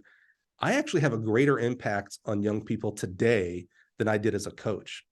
And so it really flipped of like, oh man, if I serve coaches, not sell track equipment, if I serve coaches, that will benefit them way more. This will benefit the sport and obviously our company at the same time. And so it's been a gradual continuation of that until, now it's the website or the podcast. It's the Twitter, there's my Twitter is very coordinated effort of how do I tell coaches how awesome they are? So, we always think about social media as like this, it's negative and things like that. Well, how do you combat negativity? You do it with positivity. So I'm going to be the guy on social media that's gassing you up, telling you how awesome you are, because I know enough people are telling you, they're judging you and telling you, you failed because your athlete didn't do this, or, you suck because you didn't win the title. And they have no idea what's going on. I'm always remember George Williams, St. Augustine coach we had on the podcast, and his famous saying, if you're not in the huddle, you don't know the play. And that blew me away in judgment. Like, it really like stripped, I want to say 100%, but obviously there's still a little bit of judgment in me because I'm not perfect, but it stripped away the majority of my judgment of coaches. Like you mentioned that high school coach, when I get on Twitter all the time, they're like, oh, these high school coaches are failing the kids because they're not doing X, Y, and Z. And it's like, brother, they're teaching math. They're maybe married, so they have a family. Hopefully they have passions and charities as well. And they don't study track and field 100% like you do. Bro, thank God they're showing, to your point, they're showing up and loving on these kids. Now, there I'll have some judgment. If someone's not being positive towards kids, I'll have some judgment on that, no matter how great of a coach you are or not. But I'm going to be the guy who's going to combat all the social media negativity, because I'm going to tell you how awesome you are, how much, you deserve. When someone gets a pay raise, gets changes job and gets more pay, bravo. I love it for you because you deserve it, because we all deserve more on the coaching side. So that's where I'm at today, man. I get to just go around telling coaches from all levels how amazing they are, because the positive impact that they make on young people, it's simply invaluable. Invaluable. Well, and kudos. I mean, you that mind flip that you had in terms of the way that you're looking at things. I think when people can do that, one of the things that I remember Gary Winkler, who's the head coach at Illinois, long time, great coach, said in Coach's Ed, one time he said, it's I don't show up at the office and worry about the problems. I just say, what problems can I solve today? And when he said that, and I actually have it written down over here, I'm just to remind myself that that's the world we live in. Instead of being like, oh no, another problem, it's more like, that's my job as a coach. Is every day what I'm doing is I'm solving problems, whether it's on the track, whether it's off the track, whether it's something technical, whether it's something that, I'm not solving people's personal lives, but I'm lending some credence to help them with that stuff. And I think your mind's flip switch, it sounds like it's been great for you and really energized what you do and the purpose that you have every day when you get up and come to work, and the things that you're doing. So I just tweeted the other day about, there's a saying by a guy named Gary Vee that if you're working for the weekends, your stuff is broke. And now that's a business mindset, because, there's no business on weekends. So I modified it a little bit. I go, if you're working for the weekends, your stuff is broke, unless you're a track coach, because there's a track meet. But I love Mondays. Like, most people who are in the business world, it's like, oh, Monday, how is it Friday yet? So I can have a weekend. I can't wait for Mondays, because that's when I get to interact with you and the other coach over here and this coach over here. I get to do things that hopefully are working to make your life better, so that you can go do the real fun things that you actually want to do. I have to assume, Todd, you'd rather be on the track helping a high jumper get better than being in the office doing paperwork or even ordering equipment, things like that. That's not that you did not get into coaching for that. That's probably a guess here, but I'm a guess and I'm probably right. So how do I do things that make that part easier for you, so you can get your butt back out on the track and do the things that you really love to do? Yeah, and I think that's the thing. Again, you mentioned not being in the huddle, but not even being in the office, that people miss. Like, I think they just assume it's show up. Okay, you should be coaching all the time. But I mean, my desk is filled right now with just stuff that I need to get done, that the university has placed on me, or I've placed on myself. And so being able to manage that is always the really hard part of it. And so again, what you're talking about is appreciated. You mentioned your high school coach, and you had a great relationship with him. You mentioned Bob Lambert. Mentors, I think, are so important in your life. So, Bob's been one for you. And again, I knew Bob a little bit, just a great Christian man and very kind. I always thought of Bob as just a super kind guy. Tell me a little bit about some mentors in your life that have been helpful and you're thankful for. Yeah. One that I would always lead with is, and I love, they're not ranked. There's no ranking here, but a guy that's, close to me and you and a lot of other people. We have a whole name for these people, these Boo disciples, right? Boo Schexnayder. When I took level 2, and I wasn't even supposed to take his level 2, I was a sprints hurdles guy. So I tried to get into the sprints at Boise State. And Mike Korn calls me and says, "Hey, we're full, but we got a place for you in jumps." He goes, "And trust me," he goes, "you'll like it." And I was like, "Oh my God, I'm not a jumps coach. I'm a sprints hurdles guy." Thank God everybody signed up for that sprints hurdles and left me to make me go do jumps. Name a bigger coach, for crying out loud, as far as accolades, and he will talk to you. He does not care if you coach in the SEC or if you coach local high school in West Texas. He does not care. You coach track and you ask him for help, he is going to help you. And it was a real honor for me, Todd. When I had him on the show, I got to, speak for thousands of coaches that he's helped, whether directly talking to him or through a seminar or through a book or an article or through learning from you, Todd. When people learn from you, that is a mark for Boo. Your life has been positively affected from him. So his legacy continues through people like you and myself and many, many others. And so when I had him on the podcast and I was able to represent thousands and thousands of coaches and, untold number of athletes and tell him, thank you, for all he's done, it really was special to me. I mean, we tend to do these things after it's too late. And so it was really important for me to just tell him that I love him. I'm so grateful for him that the lessons he taught me as far as like how to teach track and long jump, triple jump actually affect me today, like in the business world. Like I think about things like that in a different way because of him. So, without Boo Schexnayder, gosh, I don't know where I'd be, honestly. So guys like Boo, another man that just humbled. And let me, the Yeah, thing please. the thing that's cool about Boo is if you extend the tree even further is Dan Path, 100%. And then, from Dan, Dan learned so much from Tom Tellez. And Right. That's, to me, when you kind of trace that legacy back in terms of just technical coaching, I think, Boo, obviously the technical coaching, but the other part is to see that tree of Tom Tellez, like, wow. And here's what's amazing, Boo and Dan. I had Dan on the show too, and I was nervous to interview Boo because I felt I really need to do a good job here as the host because I have someone special in my hands. So I want to honor them. When I interviewed Dan, I also was nervous, but a whole different reason. Boo's real gift is that he's a teacher. And so, I'm a dummy. I was a public relations major and he taught, and I'm just like, oh, I get I've never coached pole vault, never will. But when in the pole vault section of that level 2, I was like, I bet I could coach pole vault now. Like this guy makes it seem simple. He's an amazing teacher. Dan, another genius. I mean, come on. He's an amazing teacher for some people, but not this guy. His level, it's just amazing, but he is super, super smart. And I actually didn't know that much of the connection. I didn't know that Dan was Boo's mentor. And so when I'm interviewing Boo and he's telling me, I was like, oh my, it's just amazing the translations that happen and how you take those and teach them, how Dan does it and how Boo does it. And luckily both are very effective for different people. And it goes back to what we talked about with coaching education that hits people differently. And that's why it's so important. So those legacies are quite amazing. Again, Todd, I brag on you. You're continuing that legacy, you and Venodagam and Kaba, many, many, many people. It's just quite amazing. Just really, really amazing. Another man, when you talk about mentors, and this is kind of a mentor of not ever being too big for your britches. I coached high school in De La Salle. There was a guy who had just gone from Buchholz High School in Gainesville, Florida, to the assistant coaching job at Florida. And I wanted to be a college coach. I thought that was really cool. This is back in the old AOL AIM days. Somehow, I don't know how we did it back then. It probably was a lot easier for some reason, but I got him on AIM chat.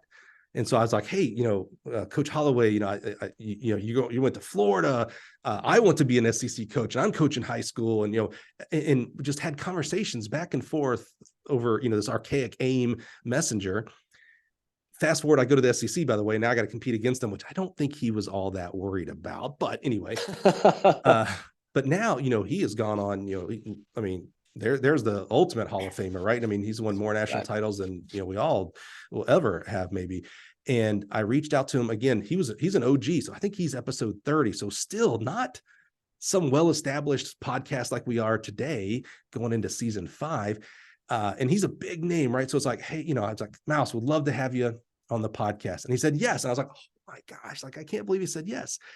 we get on Zoom and I was like, hey, Mouse, just really appreciate you being here. Thanks for doing this. And he said, well, a friend asked me to be on the show. And so I'm doing it. And it, again, I'm a little slow, Todd. It took me a click to realize, oh, he's talking about me. I'm the friend that, like, oh my gosh, like that just meant to say that meant the world to me, that a man of his stature, I mean, come on, again, he is no more important than the high school coach in Alito, Texas to me, because they both positively affect kids. But Mouse is a little bit more media, I mean, God bless what he's doing. That just meant the world to me. So that really taught me that, no matter how high you get, if you treat people the way they're supposed to be treated, so as actual humans, success will come to you. And I think that's a lot of Mike's success. Obviously, he's obviously a good coach and recruiter and all those kind of things, but I think he treats people like humans first, no matter how fast, slow, what you can or cannot do for him. And that really taught me, again, on that judgment piece of like, oh man, Todd, I don't care that you coach at LSU. I loved you when you're at Ball State. I loved you when you're at Georgia Southern. I love you. Go Eagles. Yeah. I love you if you get out of coaching today. Yeah. You're such a smart guy. You went out and did something else right now. I'd be like, oh man, Todd used to have a bigger impact in the world because he used to be a track coach, but now he's an amazing business owner or professional Ironman runner. I love you because you're a human. You're a son or a daughter of God. And that is what means the world to me over any other, how many titles, Olympians, whatever, that you've done. That's side stuff. That's amazing. But you as a person, man, love you. Appreciate that. Okay. Mike, I appreciate you letting me flip the script here on you. And it's, it's fascinating, your life. I really think it's cool. Like I said, where you came from, the stops that you had along the way. And again, the Las Vegas thing always fascinates me. I mean, that's something that I don't know anybody else in the world that I could say, hey, what did you do before you were working for Gill, or what did you do after your track? So I think that's awesome. I think the positivity that you're spreading, these podcasts are great. We talked about high school coaches, and I'm in coaching because of my high school and college coaches. They had such a positive impact on me. I stay in touch with them today. And I think, like you said, the opportunity to affect people's lives is pretty incredible. And young people need that nowadays with everything that's going on. There are so many distractions and roads and paths that they can go down, but the one consistency that they can always have is every day when they show up for practice is that there's someone there that loves them, cool, has a smile on their face, and is going to treat them with respect. That's cool. I love that. Thank you. All right. So this is episode 239. We're finishing up, and we have flipped the script. Hopefully you've learned more about the man who's usually behind the microphone. I appreciate him letting me steal the microphone from him this time. Thanks to Gill for the work that they've done and allowing him to do this. Have a good holidays, everybody. Mike, I'm going to let you lead it out since you usually end these anyway. So I'm turning the mic back over to you. Well, first of all, you did an amazing job. And I know you're not busy enough. So I would always encourage, we need more coaches' voices out there, track coaches. So I'm always very encouraging to coaches to write articles, write books. We have all these great John Wooden and, things like that books. Man, Dennis Shaver, that dude, I'd like to know his leader. I mean, he is a leader. I don't assume he's a leader. I know him personally, that he's a leader. We need to hear his story. We need to hear Pat Henry's story. We need to hear Bev Kearney's story. Carol Smith. We need more of those type of track coach voices out there. So we need more podcasts as well. You're not busy enough. I'd love to. You could do a Todd Rants, 15 minutes a week. That would be important for our track society. So first of all, Todd, you just did a great job today. I'm so grateful. Thanks, when you suggested this, I was a little hesitant. I'm used to helping, uplift and honor the guest, not the other way around, but you did an amazing job. I feel very uplifted and honored myself. So thank you very much. You did an amazing job. I'm very grateful for you this season to doing this for us. Yeah. Because you might still be here listening, I hope this is not an easy podcast to listen to. You gotta, probably transition from the car to the gym to the house. I had a guy tell me the other day he listened to half of an episode in the car, and then the other half he put on YouTube when he got into the house. So not an easy podcast. I'm so grateful that you'd still be here after an hour and 40 minutes. It's quite amazing. So I'm gonna give you a little teaser for what's coming up, because this is Christmas Day. So we've got season 5 starting January 1. We're going to kick it off actually with a teammate of mine, Tim Glover, our sales manager, one of the top 10 javelin throwers in this country. We dig into his past. And then we're doing a fun little, just because I like doing things fun and different. We're going to do a special Baylor 4x4 series. So for 4 weeks, 4x4, right? That's what Baylor's known for. So I'm giving you, here's the 4 people we've got for our first episodes in January next month. So we're kicking it off with one of the greatest lead legs Baylor's ever had, Mike Ford. He's our lead off for the 4x4. Mike on the mic. Mike on the mic, but he's a genius. Like I told him, I was like, man, I kind of, I wish I could steal that, but you made it so big, I can't. I know I'm stealing from you, Mike. Genius, love him. So we have his story and his journey. Then we go to our second leg of the 4x4. The following weekend, we get Jeremy Warner on the podcast. He's a coach now, a high school coach down at Liberty Christian down in Texas, doing an awesome job. His daughter just signed with Baylor as a jumper. I asked him, did you not push her into the 400? I also asked Jeremy the number one question everybody always wants to know. Did he ever consider moving to the 800? Sure. You're gonna be shocked when you hear what he actually said.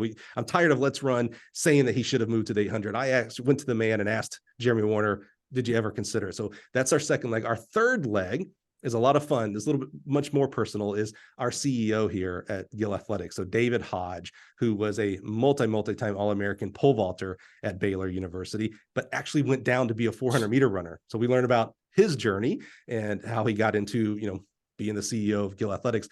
And then Todd, who would you guess if I was going to have something from Baylor, someone from Baylor to wrap this all up? Who is guy that wore gold shoes sometimes? No, not him. Who coached him? Oh, you got to go with Mr. Hart. Clyde Hart is our eternal anchor of our Baylor 4x4 series. And let me tell you, it's different when you became a coach back in the 50s, 60s, 70s, and his journey to Baylor. At one point he stops and goes, Mike, I'm sorry, am I rambling? And I was like, dude, you are gold. Keep going. And that's how we wrap up our 4x4 Baylor series. So Mike Ford, current director of track and field at Baylor University. Jeremy Warner, come on, you know who that is. David Hodge, who you need to know, one of my dear friends, my big boss here at Gill. And then the man himself, Clyde Hart. And we even, because we don't ever do this, Todd, we don't talk X's and O's on this podcast. There's many other amazing podcasts for that kind of stuff and coaches' eds, things like that. But I couldn't help. I say out loud. He wanted to talk a little bit about the Baylor way, the 400-meter training and how he came up with it and why it's still important today. So we even get a little bit, for the first time ever, some training aspects of Baylor and the Clyde Hart way, if you will. So join us next month as we kick off season 5. That's so hard for me to wrap my head around. We're going to continue bringing at least one coach every week, every Monday. We've got a cool series coming up. You'll like this too, Todd. I think April and May. Every day, bonus episodes, every day, about a 20-minute podcast. I went out and interviewed one high school coach from every state, even Washington, D.C. So 51 state meets, and we learn about how they qualify for the state meet, how their athletes get to the state meet, and a little bit about the venue and things like that, what events they do. It's radical out there, man. I don't know if you know this. I thought there'd be little tweaks. It's big tweaks. There are states that have multis for their state meet. That's amazing. There's a state, this blew my mind, that doesn't give out state team titles. It's all individual. That's crazy. It's the Olympics. That's crazy. I can't believe that. And then, of course, many states have javelin. There's a state that has the hammer throw. Quite enjoyable and educational. Alabama all the way through Wyoming, one a day for April and May. So thank you for being here, Todd. I'm eternally grateful always for our friendship, and thank you for flipping the script today. I think you've shown your chops. Let me hear you on social media. I need to know. And, by the way, watch what you say on social media, because I know you're not listening right now. So this is just for me and Todd here. But a while back, I don't remember how long ago, within the year, Todd got onto Twitter and said, oh, emojis. Why would anybody use emojis? I'll never use an emoji in my entire life. Well, he forgets Mr. Twitter here, Mike Cunningham. Well, I got nothing better to do. So I laid in my bed and I went through Todd Lane's timeline. Now I had to go pretty far back. I want to say at least 3 years, and it might have been 4 to 5 years before I found, I think it was an owl. He used an emoji somewhere. And so I did the receipts and I said, Todd, is this you? And I think Todd's response was like, dude, go to bed. What are you doing? That's 5 years ago. But always gotta be careful. That's right. Got to be careful about what you say. All right, Mike, thank you. Leave your shirt on this holiday season, please, if it's cold outside.